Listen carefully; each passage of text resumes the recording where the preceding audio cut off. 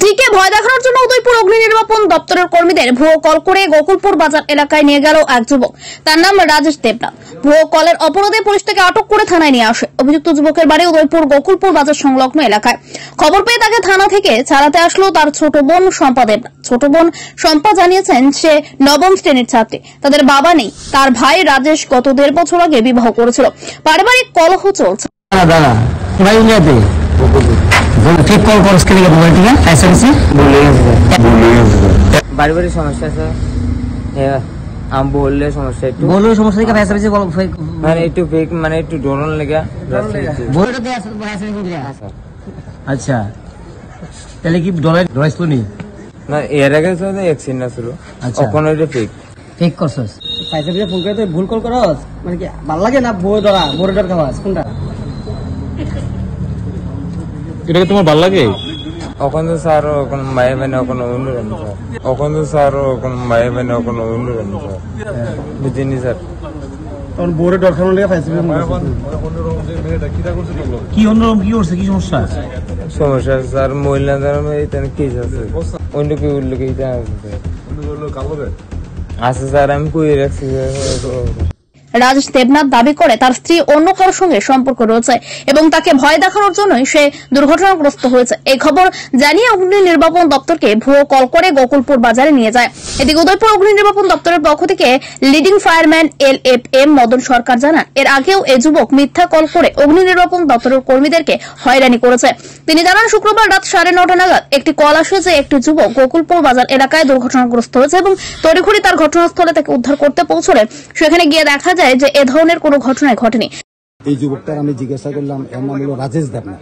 সেই কইতাছে তার ফ্যামিলিগত সমস্যার জন্য তার বলল অশান্তি, তার বউকে ভয় দেখানোর জন্য সে আমাদেরকে ফায়ার সার্ভিসকে কল করে দেয়। মানে ওর বউকে ভয় দেখানোর জন্য ফায়ার সার্ভিস কল করে নেওয়া হয়েছে। আসলে সে অ্যাক্সিডেন্ট করছে বউকে ভয় দেখানোর জন্য সে আমাদের ফায়ার সার্ভিস করেছে। এমনি তো আগে এছাড়াও তো এই ফেক কলের ব্যাপার থাকে। ফেক কলের ব্যাপারে এর আগে আমাদেরকে নিয়েছে। বরাবর এটা কইতাছে তার বউকে ভয় দেখানোর জন্য ফায়ার সার্ভিসকে কল করে দিচ্ছে। আজকে রাত্রে অনুমান 9:40 নাগাদ ফায়ার সার্ভিসের টিম উদয়পুর একজন লোককে আমাদের থানায় ধরে নিয়ে আসে এই অভিযোগ মূলে যে সে নাকি একটা ফেক কল করেছে। তার বাড়ি গোকুলপুর, তার নাম রাজেশ দেবনাথ। আমরা তদন্ত করে দেখলাম অরিজিনালি সে একটা ফেক কল করেছে ওদেরকে হ্যারাসমেন্ট করার জন্য। তাদের সে ফোন করার সঙ্গে সঙ্গে ফায়ার সার্ভিস রেসপন্ড করে এবং ঘটনাস্থলে যায়, গিয়ে দেখে কোনো কিছু নেই। তাদের সন্দেহ হওয়ার ফলে তারা যে নাম্বার থেকে ফোন আসে ওই নাম্বার ডায়াল দেয়, দেখা যায় যে ছেলেটি কাছেই দাঁড়িয়ে আছে। সঙ্গে সঙ্গে ওনাকে জিজ্ঞেস করার পর সে উল্টা বলে যে তার নাকি ফ্যামিলির সাথে ঝগড়া, তার বউকে ভয় দেখানোর জন্য সে ফায়ার সার্ভিস কল করেছে। মানে একটা ফেক কল করে উদয়পুর ফায়ার সার্ভিস টিমকে একটা হ্যারাসমেন্ট করার উদ্দেশ্য। সঙ্গে সঙ্গে তারা আমাদের এখানে নিয়ে আসে, তাকে রেস্ট করি, তার বিরুদ্ধে আইনি ব্যবস্থা নেব। পিয়াসা দেবনাথ বাড়ি কোন জায়গায়?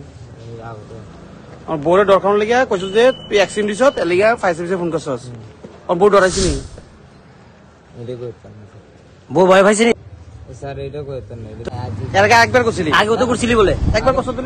না আগে না ফার্স্ট করছস। বউরে ভয় ব্যাপার হইতাছে এই ফায়ার সার্ভিস রে ফেক কল করে তারা একটা যুবক, এই যে যুবক ফায়ার সার্ভিসকে ফেক কল করে নিচ্ছে। নেওয়ার পর তারা গিয়ে দেখেছে এটা ফেক কল। ওর বক্তব্য হচ্ছে সে তার স্ত্রীকে ভয় পাওয়ানোর জন্য এটা করছে। কেন করছিল এটা ভাই? আরেকজন লোকে না, এই ফেক কলটা কেন করছিল আজকে? ওই আরেকজন লোকে রিলেশন আছে, আরেকজনের সঙ্গে তোমার স্ত্রীর রিলেশন আছে, তো এটার সঙ্গে ফায়ার সার্ভিসের কি সম্পর্ক? স্যার মানে এর লেগে ডর খাওয়ানোর লেগে মানে তোমার মিসেস ডর খাওয়ানোর লেগে তুমি ফায়ার সার্ভিসে ফেক কল করো। এখন তোমার পুলিশ থানাতে আছে, তোমার কি কইছে পুলিশে? কি নাম তোমার? হ্যাঁ, বাড়ি কোন জায়গাতে? এর আগে কয়বার করছে এরকম? না এর আগে তো করছো, তোমাকে ধরে আনছে পুলিশ। এর আগে অ্যাক্সিডেন্ট হয়েছিল। কে হয়েছিল অ্যাক্সিডেন্ট? আমি তো তোমাকে তো তারা তো বললো তখন তো ফেক ছিল। তারা বললো, পুলিশ বললো। আচ্ছা, তো আজকে কটা দিয়ে কলটা করেছিলে ফেক কল? আজকে কটা দিয়ে করেছ? 8:30 সময়। কি বলে ফোন করেছিল ফায়ার সার্ভিসকে? অ্যাক্সিডেন্ট বলেছ। তো পুলিশ গিয়ে ফায়ার সার্ভিস গিয়ে কি দেখে? অ্যাক্সিডেন্ট হয়েছে না। আরেকবার দর্শককে জানাও তো, তুমি কেন ফেক কল করেছিলে? बोर्ड जस्ट बोर्ड डोर खाने लगे বউরে ডর খাওয়ানোর লেগে। কি নাম তোমার? আচ্ছা দেবনাথ। এই হচ্ছে অবস্থা। ফায়ার সার্ভিসে ফোন করে ফেক কল ওনার স্ত্রীকে ভয় দেখানোর জন্য। ওনার বক্তব্য হচ্ছে তোমার স্ত্রী কি সমস্যা কি পুলিশকে জানিয়েছো তোমার পারিবারিক সমস্যা? মহিলা থানাতে আছে। নেক্সট ইয়ার এরকম করবা, ফেক কল করবা? আর করতা না। আচ্ছা এখানে ফায়ার সার্ভিসে কি আছেন দায়িত্বে? আচ্ছা স্যার ব্যাপারটা কি ছিল এক্স্যাক্টলি? এটা আমরা ফায়ার সার্ভিসে আনুমানিক 9:40 এমন একটা টাইমে আমাদের কন্ট্রোল রুমে কল করছে একটা অ্যাক্সিডেন্ট হয়েছে গোকুলপুর বাজারে। তো এখান থেকে আমরা সাথে সাথে গাড়ি নিয়ে বাড়ির অ্যাক্সিডেন্ট করার উদ্দেশ্যে গোকুলের বাজারে গেলাম। নিয়ার বোধ বাকরিরাজ ফার্নিচার আমাদেরকে অ্যাড্রেস দিছে। তো এরপরে জায়গাতে পাইলাম ছেলেটার নাম হলো রাজেশ ঘোষ। আসলে সে অ্যাক্সিডেন্ট হয় নাই। এর পূর্ব আমাদের আরেকবারও সে আমাদেরকে স্টাফে এইভাবে ফেক কল দিয়ে সে নিয়েছে যে অ্যাক্সিডেন্ট হয়েছে, কইয়া আসলে কোনো অ্যাক্সিডেন্ট হয় নাই। তো এবারও যখন আমাদেরকে নেওয়া হয়েছে আমাদের স্টাফ একজন একে চিহ্না লাগছে যে তুমি এর আগেরবার আমাদেরকে অ্যাক্সিডেন্ট কল করলে নিছে, আসলে তুমি অ্যাক্সিডেন্ট হয়েছে না, আজকেও নিছ। তখন এই যুবকটার আমি জিজ্ঞাসা করলাম, এর নাম হলো রাজেশ দেবনাথ। সে কইতাছে তার ফ্যামিলিগত সমস্যার জন্য, তার বললো অশান্তি, তার বউকে ভয় দেখানোর জন্য সে আমাদেরকে ফায়ার সার্ভিসকে কল করে নেওয়া হয়েছে। মানে ওর বউকে ভয় দেখানোর জন্য ফায়ার সার্ভিস কল করে নেওয়া হয়েছে। আসলে সে অ্যাক্সিডেন্ট করছে না, বউকে ভয় দেখানোর জন্য সে আমাদের ফায়ার সার্ভিস করেছে। এমনি তো আগে এছাড়াও তো ফেক কলের ব্যাপার থাকে। ফেক কলের ব্যাপারে এর আগে আমাদেরকে নিয়েছে। এছাড়া অন্য কোনো ক্ষেত্রে হয় এই ধরনের ফেক কল? এটা আমার ক্ষেত্রে এখানে পাইছি না। আমার একজন স্টাফ এর চিনেল আছে। আচ্ছা এর আগে যে সে ফেক কল দিয়ে নিছে। আচ্ছা আচ্ছা। হ্যাঁ, তো এরপরে আমি জিজ্ঞাসা করলাম যে তুমি তো এর আগেও নিছ, তো আজকেও তো তুমি অ্যাক্সিডেন্ট হয়েছ, কইতাছ কই তুমি তো অ্যাক্সিডেন্ট হয়েছে না। হ্যাঁ, তখন তারা যখন আমরা সবাই ধরলাম এটা স্বীকার করে লাইছে যে তার ফ্যামিলিগত সমস্যা বরাবর এটা কইতাছে, তার বউকে ভয় দেখানোর জন্য ফায়ার সার্ভিসকে কল করে দিচ্ছে। তাই এরপরে এই লোকটারে এই রাজেশ দেবনাথকে এবার আমরা গাড়ি করে তার তুলছি, যেহেতু সে এর আগেও আমাদের কাছে এমন একটা ঘটনা করছে, আমাদের কল করে নিচ্ছে, আসলে সে অ্যাক্সিডেন্ট হচ্ছে না। এখন আমরা স্টাফ মিলে তার গাড়িতে ঢুকাইয়া থানাতে নিয়ে হ্যান্ড ওভার। আপনার কি নাম? আপনার? আমার নাম বলে LFM মদন সরকার। আপনি কি পোস্টে দায়িত্ব আছে? ওই তো লিডিং ফায়ারম্যান। এক্স্যাক্টলি দেখেন এখানে থানাতে ফায়ার সার্ভিসের গাড়ি। তো এখানে হচ্ছে সেই যুবক ফেক কল করে, মানে মিথ্যা কল করে ফায়ার সার্ভিসকে নিয়ে এর আগেও ডিস্টার্ব করেছিল, এইবারও করলো এই যুবকটি।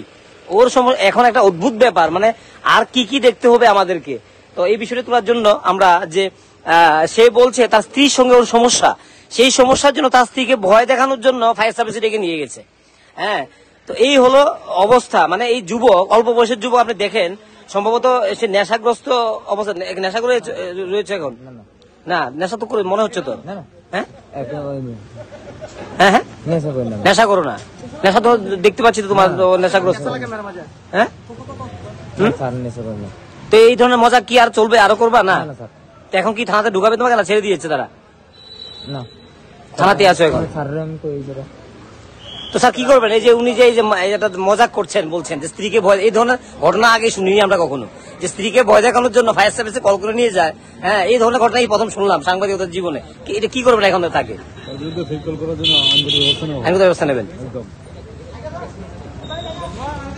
তো এই হচ্ছে অবস্থা। যাই হোক, আমরা এটা দেখালাম এই জন্য যে অনেকেই যারা ফেক কল করেন, মিথ্যা কল করেন, এক্ষেত্রে তাকে কিন্তু লকআপে ঢোকানো হবে বা তাকে পুলিশ আইনগত ব্যবস্থা গ্রহণ করবেন বলছেন। তো এই ধরনের, কারণ একটা এমন একটা ইমার্জেন্সি ব্যাপার, এটাকে নিয়ে হাসি মজাক করা এটা কত বড় একটা ভয়ঙ্কর হতে পারে। কারণ যখন এটা কল আসে তখন তারা কিন্তু চেষ্টা করে দৌড়ে গিয়ে এটাকে কভার করার জন্য। এখন গিয়ে দেখলো এটা একটা রসিকতা। যাই হোক, এই বিষয়টি আমরা তুলে ধরার চেষ্টা করলাম, কারণ এই ধরনের ঘটনা এটা আইনগতভাবে এটা অবশ্যই এটা একটা অপরাধ। এই ধরনের ঘটনা ঘটানো জরুরি বিভাগকে নিয়ে।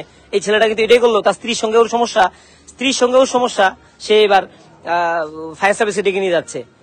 এবার ভাবুন এই যুব সমাজ, এই যুবকগুলি কোথায় গিয়ে পৌঁছে গেছে তাদের অবস্থা। এবার বুঝতেই পারছেন মানে কতটা খারাপ অবস্থা যুবকদের। অল্প বয়সের যুবক, 25-26 বছর, তার স্ত্রীর সঙ্গে সমস্যা। সে বলছে তার স্ত্রী নাকি অন্য কোথাও রিলেশন আছে, তার জন্য ও স্ত্রীকে ভয় দেখানোর জন্য সেটা করছে। এই হচ্ছে অবস্থা।